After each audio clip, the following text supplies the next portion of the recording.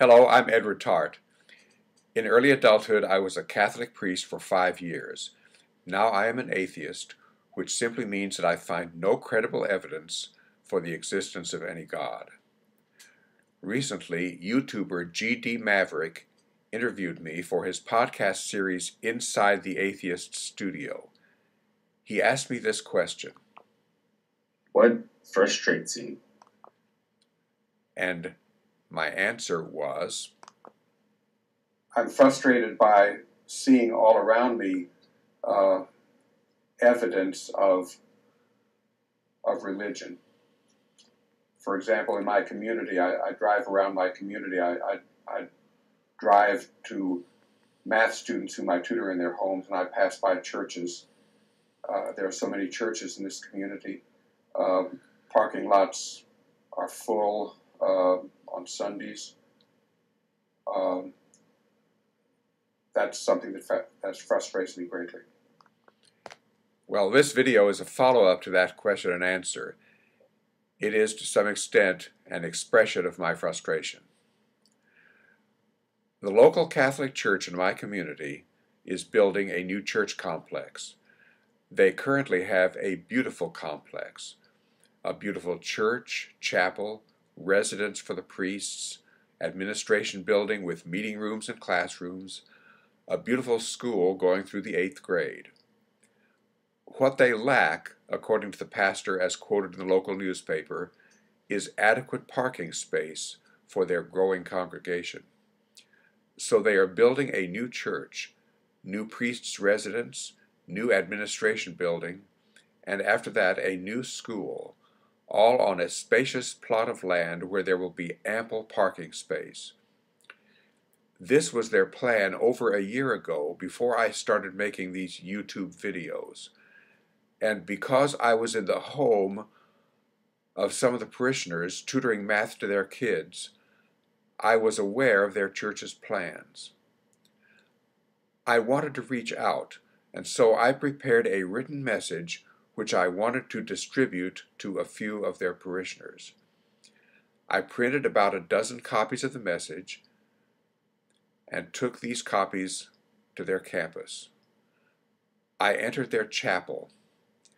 There was a lady there, worshiping and adoring a wafer of bread that was locked up on the altar in a special container called the tabernacle. I'm virtually certain that she was certain that this apparent wafer of bread was actually the body of Jesus. I did not want to disturb her. I put about a dozen of the printed messages on chairs in the chapel and then drove back home. Here is, in essence, what the message said. I am not one of your parishioners, but I knew your pastor about 50 years ago. He and I were fellow seminarians. I understand that you are planning to build a new church. I have an idea for you which may have the potential of saving your parish hundreds of thousands, perhaps even millions of dollars. Here is my idea. Your Jesus is quoted in 4 places in the Gospels as saying that if you pray for anything in His name with faith, God will fulfill your request. The only condition that your Jesus mentions is that you must have faith.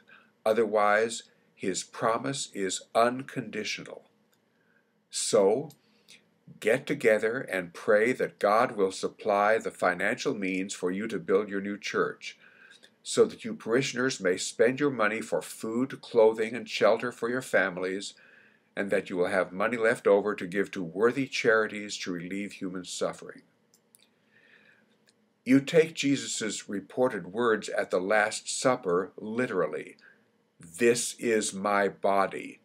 And so you firmly believe that your priests change bread into Jesus' body.